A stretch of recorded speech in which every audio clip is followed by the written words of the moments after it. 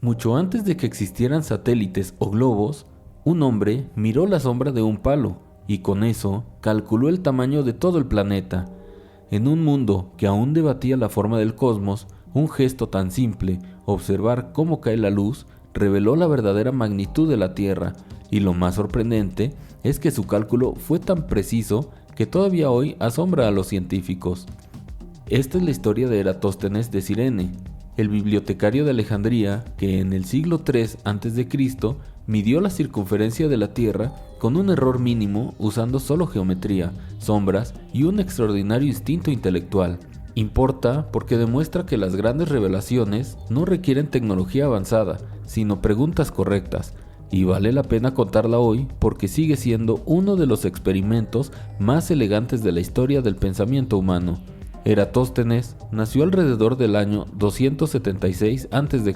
en Cirene, una ciudad mediterránea que reunía influencia africana, griega y egipcia. Desde joven mostró un talento inusual para la observación y la curiosidad. No era especialista, era poeta, matemático, geógrafo y filósofo. En un mundo donde el conocimiento estaba fragmentado, su mente se movía con libertad entre disciplinas. Su vida cambió cuando fue invitado a Alejandría, la ciudad que entonces simbolizaba el corazón intelectual del mundo antiguo. Allí se encontraba la Biblioteca de Alejandría, ese colosal refugio de papiros, mapas y textos que los reyes ptolemaicos querían convertir en un compendio total del saber humano. Eratóstenes llegó primero como erudito y más tarde sería nombrado su director, una de las posiciones intelectuales más prestigiosas del planeta. Entre las miles de preguntas que lo intrigaban, una sobresalía: ¿cuál es realmente el tamaño de la Tierra? Desde los tiempos de Pitágoras y Aristóteles, los filósofos griegos asumían que el planeta era esférico, pero nadie sabía cuán grande era esa esfera. Para la mayoría, era una cuestión teórica imposible de resolver, pero Eratóstenes no se conformaba fácilmente. Un detalle, aparentemente menor, encendió su imaginación. En la ciudad de Ciene, la actual Asuán, al sur de Egipto, ocurría un fenómeno particular cada año. Durante el solsticio de verano, al mediodía, el sol iluminaba el fondo de los pozos y no producía sombra en algunos objetos verticales. Esto significaba que el sol estaba directamente sobre la cabeza. En Alejandría, sin embargo, a la misma hora del mismo día, los objetos sí proyectaban sombra. Ese contraste fue suficiente para detonar una idea que transformaría la historia de la ciencia.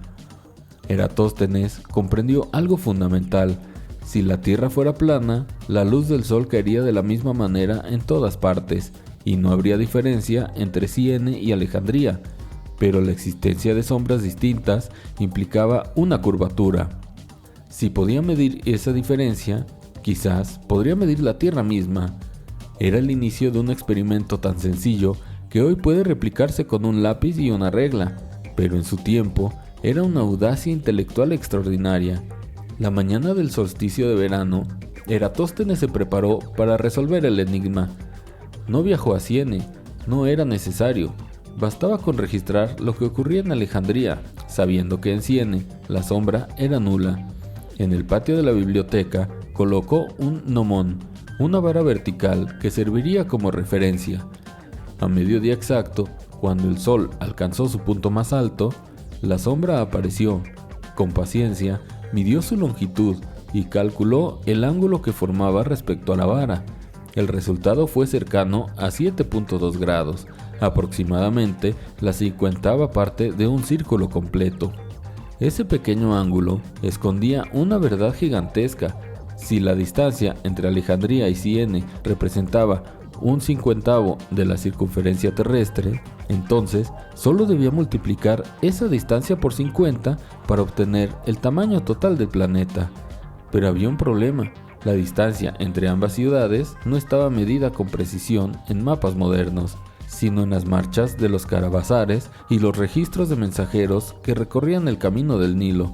Los antiguos la estimaban en unos 5.000 estadios, una unidad variable según la región, pero equivalente aproximadamente a unos 800 kilómetros. Eratóstenes aceptó esa cifra con todas sus incertidumbres. Incluso así, estaba a punto de lograr algo asombroso. Tomó su ángulo, tomó la distancia y realizó la multiplicación.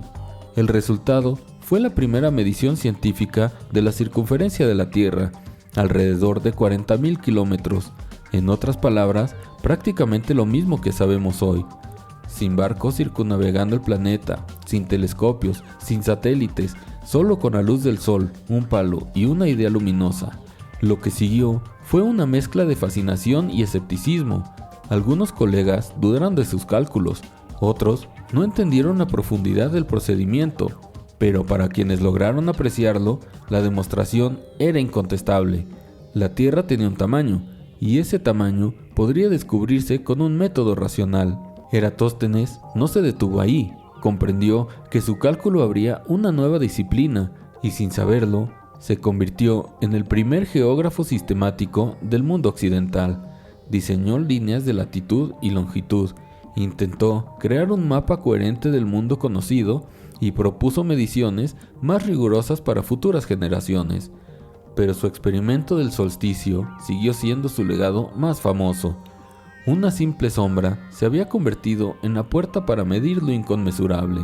En los siglos posteriores, su idea inspiró a navegantes, astrónomos y exploradores, y aunque durante la Edad Media algunos volvieron a debatir la forma y el tamaño de la Tierra, la demostración de Eratóstenes permaneció como una referencia silenciosa, esperando el momento adecuado para renacer con el espíritu científico moderno.